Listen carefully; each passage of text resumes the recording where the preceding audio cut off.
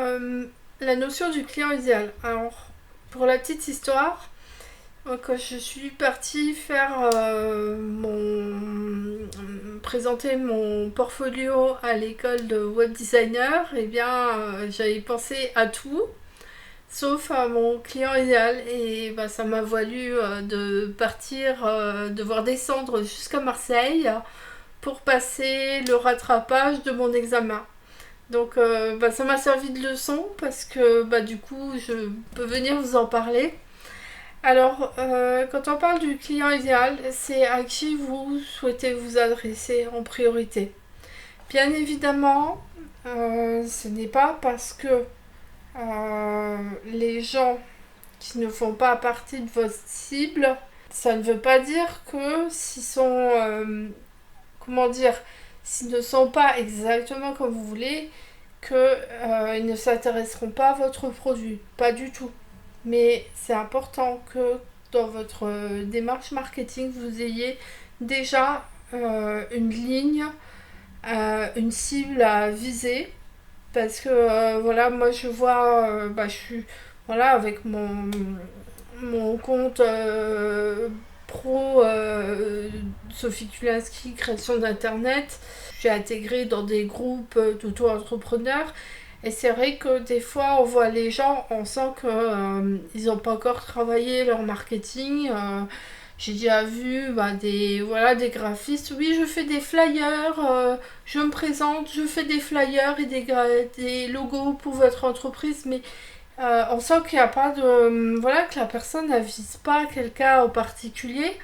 Et du coup, bah, quand on vise, voilà, vous allez face à une foule, vous n'avez pas quelqu'un de précis à appeler, vous appelez, tout le monde va se retourner et voilà, tout le monde va repartir.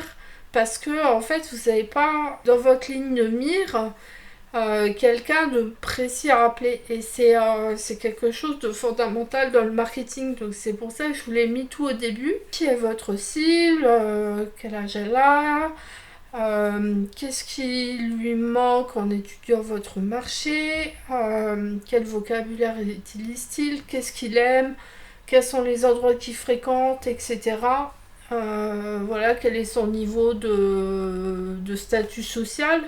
Je pense que c'est important de l'avoir en tête et ça vous permettra d'être clair avec les gens qui cherchent à entrer dans votre cercle. Pour un commerce physique, il y a déjà cette notion de client idéal et en même temps il y a la notion de zone de chalandise.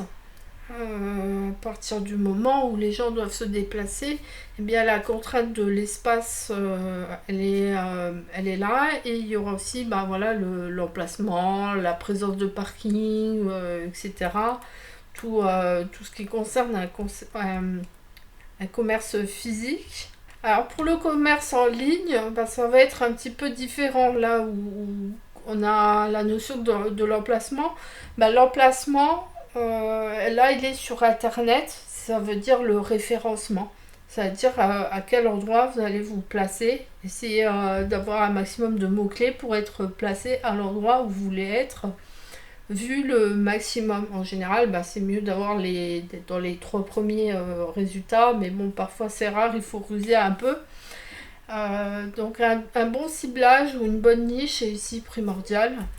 Donc voilà pour la notion de client idéal. Bien évidemment, là, j'ai vraiment survolé la notion.